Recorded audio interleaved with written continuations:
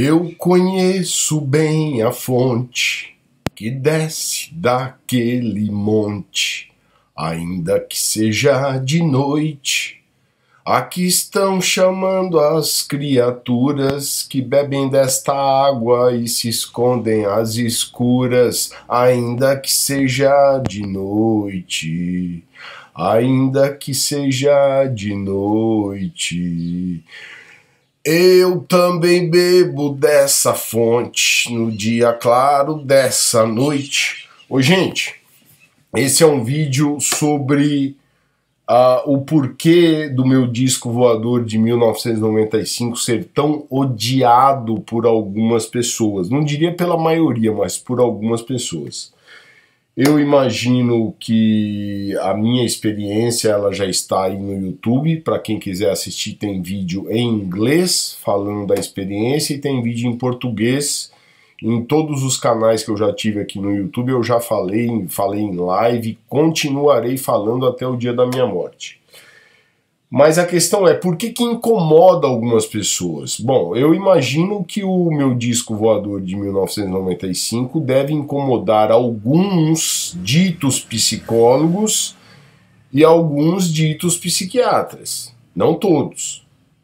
Eu não sei se incomoda alguns ditos neurocientistas, tá? Ou como é que fala? Neurologista, né? Enfim. Mas eu sei que incomoda alguns cientistas, algumas pessoas mais céticas, assim, que não tiveram a oportunidade de ter visto o disco voador como eu vi. E eu me sinto privilegiado, realmente eu me sinto...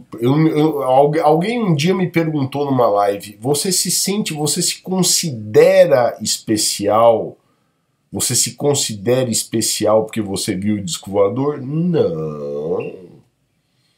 Eu considero o disco voador especial e eu tento entender por que apareceu para um rapazinho de 15 anos que ia para a igreja com a Bíblia, de terno e gravata, dava testemunho na igreja e acho que eu não era batizado, eu já era, não sei, nas águas, e lia só a Bíblia e orava e jejuava. Então eu penso que talvez possa incomodar também alguns ditos religiosos evangélicos, né?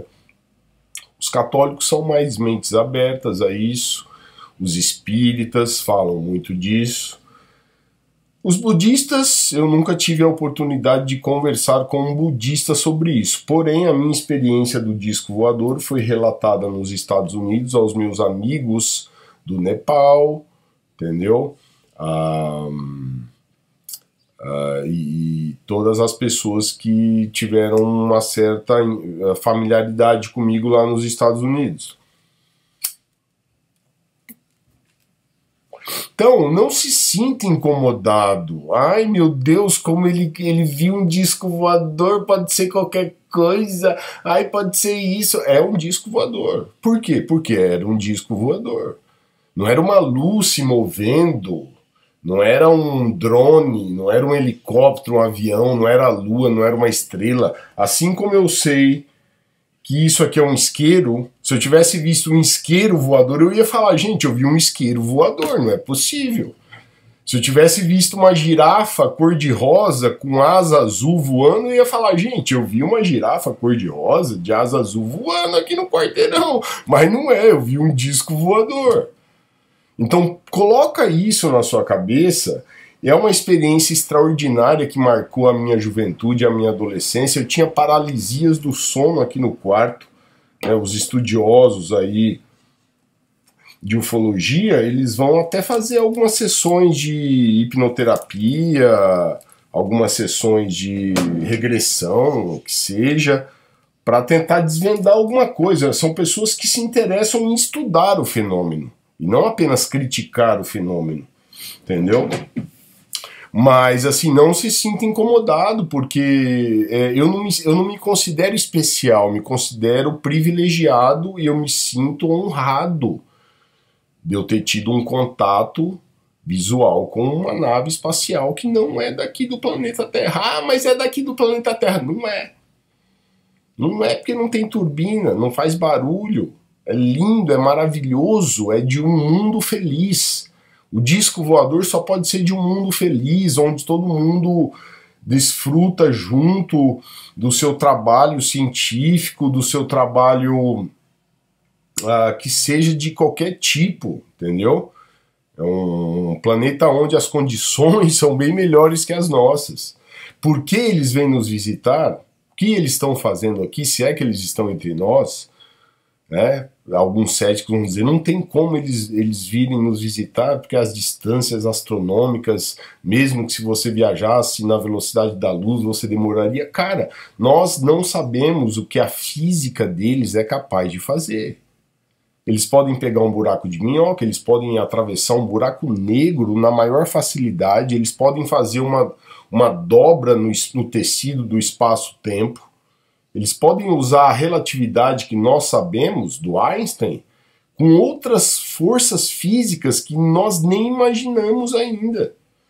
Ah, mas a nossa física é bonita, a nossa matemática é bonita, a nossa química é bonita, mas tenta comparar isso com uma civilização que já está há trilhões e trilhões de anos de evolução biológica e que tem uma anatomia de um cérebro super capacitado, privilegiado. Os meios de conhecimento são outros. Então, não se sinta incomodado quando eu falar do meu disco voador, porque eu falo com bastante orgulho mesmo, cara. Eu falo com convicção, vou até tirar o óculos aqui agora, eu falo com convicção desse disco voador. Se eu precisasse ir ao Vaticano para relatar a minha experiência do disco voador ao Papa, eu iria. Eu não gosto muito dessas coisas de podcast, entendeu? Que isso aí já vira uma zona. Mas eu relataria a minha experiência para os presidentes de todas as nações do mundo na maior tranquilidade. E olha que eu sou meio... né?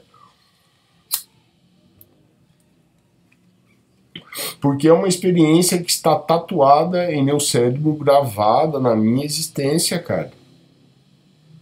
Agora, tem pessoas que são céticas em relação à vida inteligente no universo. Cara, a equação de Drake, ela já está ultrapassada. A equação de Drake, ela prova que existem civilizações inteligentes no universo, na nossa Via Láctea apenas, não é nem o universo, é na nossa Via Láctea. Mas ela está ultrapassada porque ela não leva em consideração outros fatores. Eu poderia fazer a minha própria equação, a equação de Igor, sobre isso aí. Pegando todos os dados que eu tenho, todos os dados eu poderia fazer a equação de Igor sobre vida extraterrestre. Mas eu não vou fazer isso porque isso é um trabalho de físicos competentes que passaram anos e anos de academia, né? Agora, o disco voador, cara, aquela noite, ela foi mágica, ela foi surreal.